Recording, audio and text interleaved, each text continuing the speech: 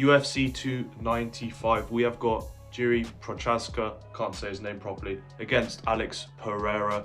I'm going to give you the strengths and weaknesses of both fighters, and I'm going to give you some facts and some statistics on them, so you guys can make your mind up as to who you believe will win. So first, Jiri Prochazka, I can't say his name, Prochazka, yeah.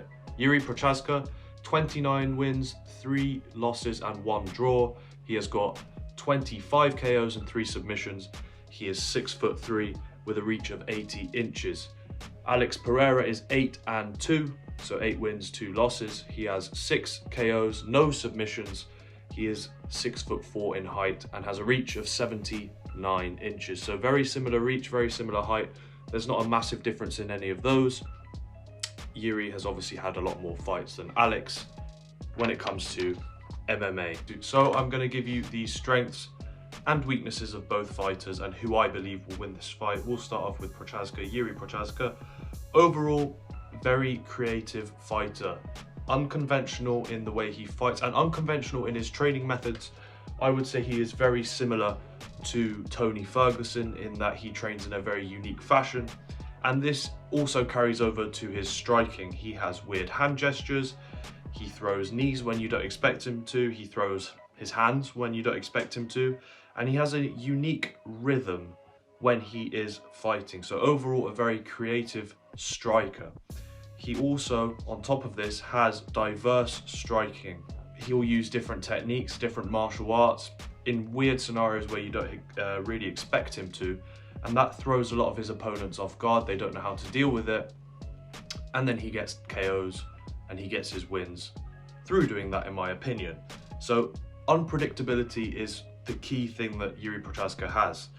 And then also I would say 100% his discipline. He is a very disciplined man.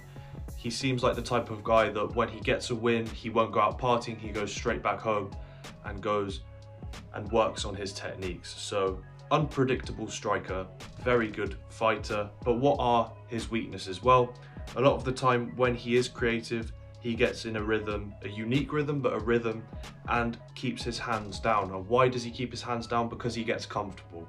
And when he gets comfortable, it's a good thing sometimes. You know, you can see he's in his flow state, but sometimes he gets caught. And that's just because he's so confident in the way he fights. And that can be a plus at times and be a negative thing at times. So his hands are often down, and when he gets too comfortable, he gets caught. The other thing he does do is leave his lead leg open to leg kicks. He gets leg kicked quite a lot. And in this fight, could be quite a problem. Why do I say this? Because one of Alex Pereira's biggest strengths is his striking, but more importantly, his leg kicks.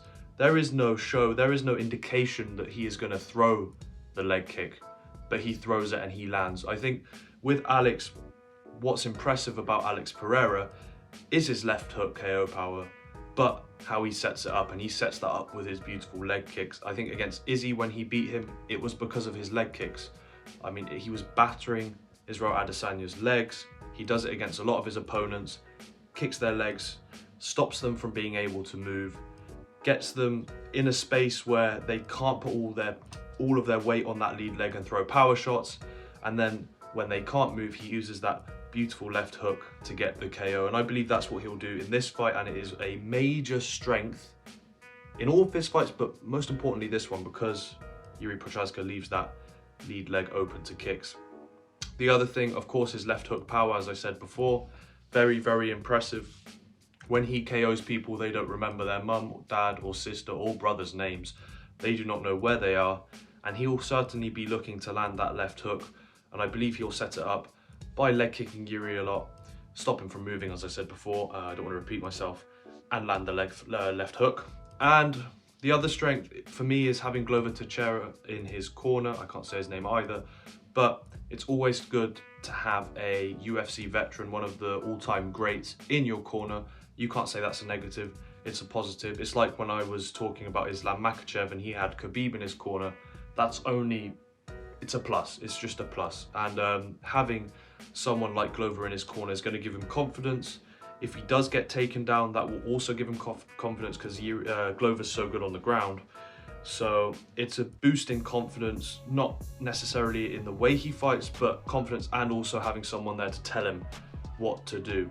What are the negatives of Alex Pereira? Because he isn't complete. He's a very good fighter, but he isn't complete.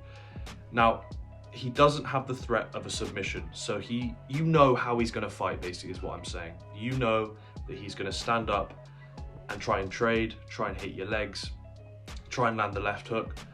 He is technical, but I think he'll try and land the left hook as it's his power shot. But he doesn't have the threat of a submission. So this means Jiri pretty much knows what Alex is going to do. The other thing, he does leave himself quite open when he hurts his opponents. That is what happened against Israel Adesanya. He believed that he had hurt him. He probably did hurt him.